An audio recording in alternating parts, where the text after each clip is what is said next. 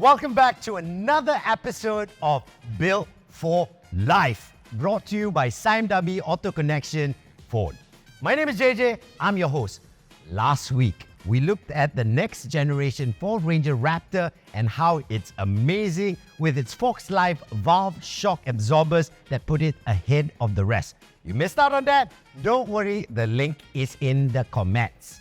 But now, today, we're going to see how that superior capabilities are put to the test in one of the toughest endurance race in this world. Joining me all the way from Australia virtually is this man called Justin Capicchiano, and he is going to tell us how he took a stock Ford Ranger Raptor, the next generation, and put it in the Baja 1000 and won it. Come on, follow me as we speak to the man himself.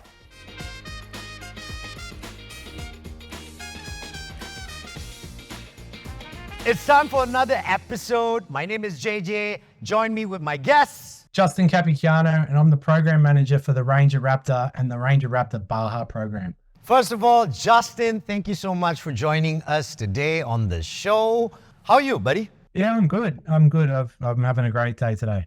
Awesome. Let's start with the basic. How did you get into motorsports, buddy? You'd have to go all the way back to when I was a kid because that kind of set the fire off in my belly. I've always been interested in cars. This working in cars and working with cars has been a lifelong dream. And then if you sort of skip forward and you get to like the development of this program, and a number of us kind of turned to each other and said, this thing would make a pretty good race car. Like it's very, very capable. From there, what we did was we just basically put our best foot forward. Like we took initiative and sort of said to a number of people, our partners that we ended up partnering with, so Herod Motorsport, BFG Tires, Fox, like all the partners that sort of went with us along the way. You know, we initially targeted because we tested the vehicle in Australia, and we were kind of looking at doing the Australian Fink Desert Race, which is probably Australia's biggest desert race. But the timing of our vehicle launch didn't really work with that event, so we targeted Baja as our first event, and we went from there. Now, let's focus on what's the definition when it comes to performance vehicle. Some people don't understand when you say the Raptor is a performance vehicle. What is it? Can you define it for us? We spent a lot of time thinking about that and thinking about what sort of character the car needed. And character it's an emotive word because you want something like this. This isn't the kind of truck that someone needs. It's the kind of truck that someone wants. In this instance, we wanted to target something that had a hell of a lot of performance, like immense speed and capability. When you drove the car off-road and we're driving it hard, that it didn't just fall in a heap and that it felt fluid. It felt like the car was active and it was trying to actively work with you, right? So being able to turn in on the nose, slide the car around, we engineered all of that into the vehicle. Those are the kind of things that trigger different emotive responses within the owner or within the driver. And that's what I really wanted to push and engineer into the truck. And that's what I think what we did.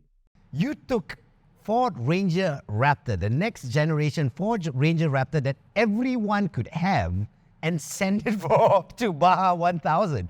People don't understand how amazing that is. The event, the Baja 1000, it's the longest continuous motorsport event in the world. So once the flag drops, the car doesn't stop going until the event ends. So you've got to manage driver fatigue, driver changeovers, logistics, support, average speed, not getting lost, because a lot of the tracks aren't cut really well into the ground. So you've got to have a navigator that knows exactly where they're at.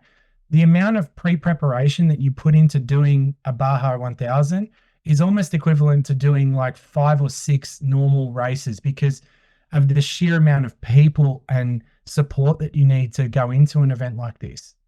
And then you got to race at night, right? So imagine night with massive dust clouds hanging around, spectators off the edge of the track. It is really the Wild West, and there are literally no events really left like the Baja 1000. It is truly a one-of-a-kind event. And that's a testament to the hours put into creating the next generation Ford Ranger Raptor?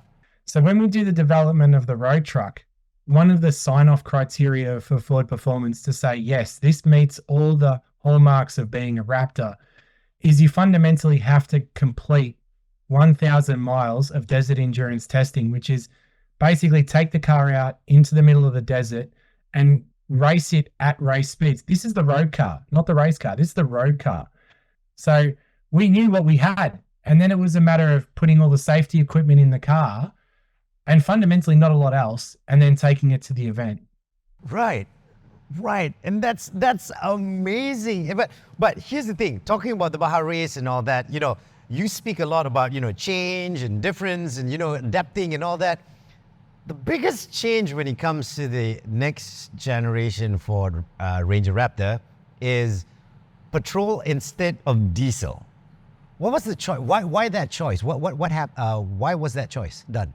Yeah, so that was a conscious decision, and we made it really early in the program. And we did it because we felt like whilst the previous truck was immensely capable and was a very good way for us to determine what customers were looking for in that space, we heard a really clear voice from our customers who told us, we love the old truck. We think it's like really does everything that we want it to do. They wanted more. Right. And when we dived into those customers, we said, well, what's more? And they're like, it's more. We want more power. We want more travel. We want more speed. We want more options. It was like, what else do you want? Yeah. And they wanted everything. So we wanted to build a truck that literally answered the question of more. And to that end, that's why we created that, 400 horsepower V6 twin turbo petrol. We did that, right? But we also made sure that we catered to those markets that felt like they wanted the Raptor experience, but with the cost of ownership benefits that a diesel provided. So we did both. Yep. So we've got like the bi-turbo diesel still in the new shape. And then for the customer that wants more, we gave them more. So that's when we gave them the 3-liter twin turbo V6 petrol. And it on how it's gone in the markets around the world, I think we've made the right decision because it's been a runaway success. And here's the thing: when you talk about the development of the Raptor, I don't think it's stopping here. I know you're already working on what's more. You brought up more. Where are we headed to? We never stop moving, right? So we're always thinking about opportunities and listening to our customers and figuring out what more might be in the future. For now, we think we've got a really good product in the market and we don't plan on changing it anytime soon, but we're always looking to see how to move forward because we know our competitors won't stand still. And if we stand still, then we're going to get left behind. And the Raptor nameplate isn't about being left behind. It's about leading from the front. And that's where we want to put it. And that's where it will be moving forward. You need to share this with us. People don't understand how amazing the next generation Ford Ranger Raptor is. Tell us the journey of that car that took part in Baja 1000 and what happened to it after that. So I wish I had that car's frequent flyer miles because I'd probably get a free round the world trip, because when we engineered that car, we engineered it here in Melbourne, Australia. We engineered it with a motorsport company called Kelly Racing, who run a lot of our V8 supercar championship vehicles. So we built the initial car with them. We then entered it into the Baja 1000, won that. Once we finished the event, we just said, you know what, let's not worry about putting it on the trailer. Let's just drive it back to California. Gave it a bit of a freshen up, replaced some of the underbody vehicle components, put it back on a plane, sent it back to Australia.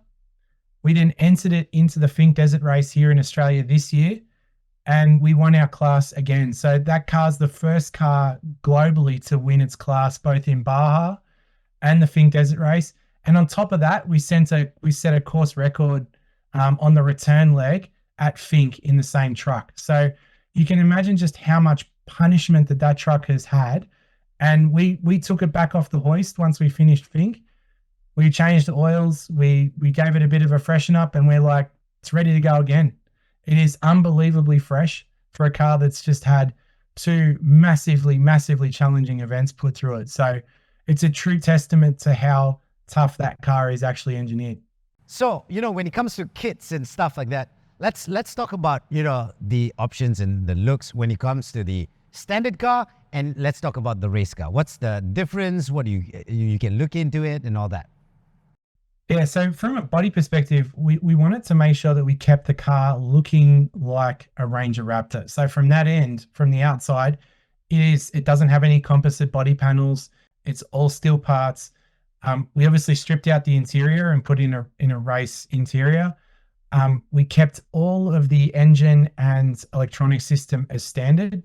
Then we put in like things just to protect the car, underbody vehicle protection. So we got a big 6mm aluminium sheet that runs basically from the front bumper all the way to the back of the car.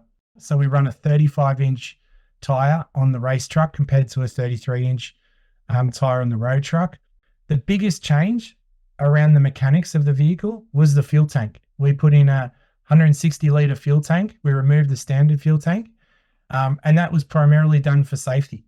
The majority of the look is standard. I do like the chase rack in the back, which is where the spare tires sit in. I think that gives it like a real cool, and you can sort of see it behind me in the photo. It's that cool sort of desert racer, Baja winning sort of feel about it, which I really like. So they were kind of like the key body additions, but yeah, everything else, all the vents, all the bonnets, bumpers, everything was standard. It's amazing, Justin. I wish I can sit down here and talk more, but before I let you leave, anything you want to tell to someone who's maybe not yet gotten themselves a Ford Ranger Raptor, the next generation Ford Ranger Raptor? What can you tell them?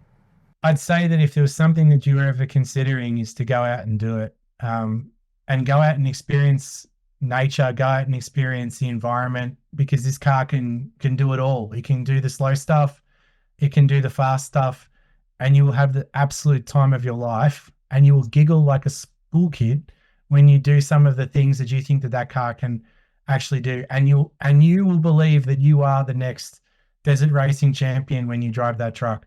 Awesome. Justin, thank you so much for spending time with me here, chatting, sharing. I hope we've got more people involved in understanding this, and thank you so much for this, buddy. No problem. It's been awesome. Thanks for having me. As they say, all good things come to an end. We've reached the final episode of Built for Life podcast. The purpose of this podcast series was to show you the various possibilities on how to get the best out of your next generation Ford Ranger in your daily lives. And if you missed out on it, like, subscribe, join the things, links in comment, go watch it. My name is JJ, I've been your host, and it has been my pleasure hosting this series for you. Till we meet again, I'll see you around.